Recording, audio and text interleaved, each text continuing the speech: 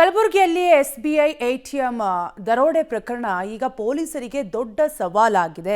ಯಾಕಂದ್ರೆ ಎಟಿಎಂ ದರೋಡೆಗೂ 6 ಗಂಟೆ ಮೊದಲು ಎಟಿಎಂನಲ್ಲಿರುವ ಸಿಸಿಟಿವಿ ಕ್ಯಾಮೆರಾಗಳು ಆಫ್ ಆಗಿದ್ದವು. ರಾತ್ರಿ 10 ಗಂಟೆಯಿಂದ ಬೆಳಗಿನ ಜಾವ 6 ಗಂಟೆವರೆಗೆ ಆಫ್ ಆಗಿರುವ ಸಿಸಿಟಿವಿ ಕ್ಯಾಮೆರಾದಿಂದಾಗಿ ತನಿಖೆಯ ಆರಂಭದಲ್ಲೇ ಪೊಲೀಸರಿಗೆ ಹಿನ್ನಡೆಯಾಗಿದೆ. ಕಲಬುರಗಿಯ ರಿಂಗ್ ರಸ್ತೆಯಲ್ಲಿರುವ ರಾಮನಗರದಲ್ಲಿರುವ ಎಟಿಎಂ ದರೋಡೆ ತನಿಖೆಗಿಳಿದ ಪೊಲೀಸರಿಗೆ ಹಲವು ಅನುಮಾನ ಮೂಡಿದೆ. ಸಿಸಿಟಿವಿ ನಿರ್ವಹಣೆ ಮಾಡುತ್ತಿದ್ದವರಿಗೆ ನೋಟಿಸ್ ನೀಡಲು ಪೊಲೀಸರು ಮುಂದಾಗಿದ್ದು 3 ತಂಡಗಳಿಂದಾಗಿ ಆರೋಪಿಗಳಿಗಾಗಿ ಹುಡುಕಾಟ ನಡೆಸುತ್ತಿದ್ದಾರೆ.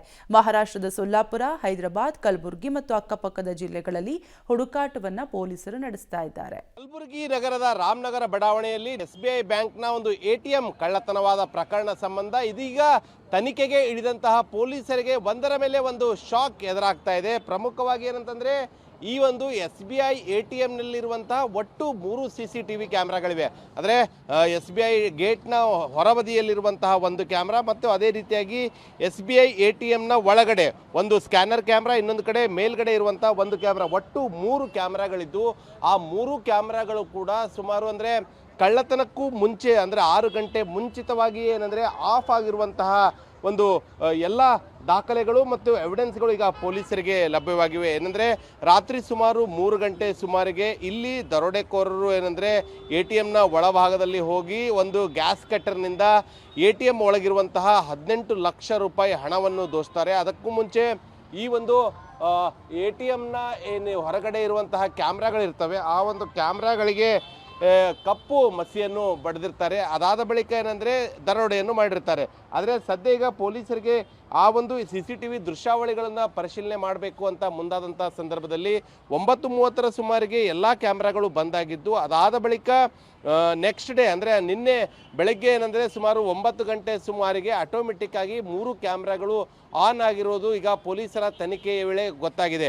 ಪ್ರಮುಖವಾಗಿ ಯಾಕೆ ಈ ರೀತಿ ಆಗಿದೆ ಅಂತೇಳಿ ಈಗ ಮುಂಬೈನ ಒಂದು SBI ಬ್ರಾಂಚ್ನ ಈ ಒಂದು ಕ್ಯಾಮ್ರಾ ನಿರ್ವಹಣೆ ಮಾಡ್ತಾ ಇರುವಂತಹ ಒಂದು ಅಧಿಕಾರಿಗಳಿಗೆ ನೋಟಿಸ್ ಕೊಡೋದಕ್ಕೂ ಕೂಡ ಕಲಬುರಗಿಯ ಸಬರ್ಬನ್ ಪೊಲೀಸರು ಮುಂದಾಗಿದ್ದಾರೆ. ಈಗ ಪ್ರಾಥಮಿಕವಾಗಿ ಮಾಹಿತಿಯನ್ನು ಕಲೆ ಹಾಕಿದಂಥ ಸಂದರ್ಭದಲ್ಲಿ ಆ ದಿನ ಏನಂದರೆ ರಾತ್ರಿ ಸುಮಾರು 9ರಿಂದ 9:30 ಸುಮಾರಿಗೆ ಕಲಬುರಗಿ ನಗರದ ಈ ಒಂದು ಭಾಗದಲ್ಲಿ ಏನಂದರೆ ಅತಿಯಾದಂತಹ ಮಳೆ ಮತ್ತು ಗಾಳಿ ಬೀಸಿತ್ತು. ಆ ಒಂದು ಪರಿಣಾಮವಾಗಿ ಸರ್ವರ್ನ ಸಮಸ್ಯೆ ಹಿನ್ನೆಲೆಯಲ್ಲಿ ಆಟೋಮೆಟಿಕ್ ಆಗಿ 9:30 ಸುಮಾರಿಗೆ ಎಲ್ಲ ಕ್ಯಾಮ್ರಾಗಳು ಸರ್ವರ್ ಡೌನ್ ಆದ ಕಾರಣಕ್ಕಾಗಿ ಯಾವುದೇ ಕ್ಯಾಮ್ರಾಗಳು ರೆಕಾರ್ಡ್ ಆಗಿಲ್ಲ. ಅದಾದ ಬಳಿಕ ಏನಂದರೆ ನೆಕ್ಸ್ಟ್ ಡೇ ಕಳ್ಳತನವಾದ ಬಳಿಕ ಏನಂದರೆ 9 ಗಂಟೆ ಸುಮಾರಿಗೆ ಎಲ್ಲ ಕ್ಯಾಮ್ರಾಗಳು ಆನ್ ಆಗಿರೋದು CCTV ಪರಿಶೀಲನೆ ಮಾಡಿದಂತಹ ಸಂದರ್ಭದಲ್ಲಿ ಗೊತ್ತಾಗಿದೆ. ಸೊ ಹಲವು ಅನುಮಾನಗಳು ಈಗ ಪೊಲೀಸರಿಗೆ ಈಗ ಕಾಡ್ತಾ ಇದೆ. ಯಾಕಂದರೆ ಆ ಒಂದು ಸಮಯದಲ್ಲಿ ಅದೇ ದಿನ 6 ಗಂಟೆ ಸುಮಾರಿಗೆ ಹಣವನ್ನು ಹಾಕ್ತಾರೆ. ಅದಾದ ಬಳಿಕ ರಾತ್ರಿ 3 ಗಂಟೆ ಸುಮಾರಿಗೆ ಕಳ್ಳತನ ಕೂಡ ಆಗುತ್ತೆ. ಇನ್ನು ಕಳ್ಳತನಕ್ಕೂ 6 ಗಂಟೆ ಮುಂಚಿತವಾಗಿ ಅಂದರೆ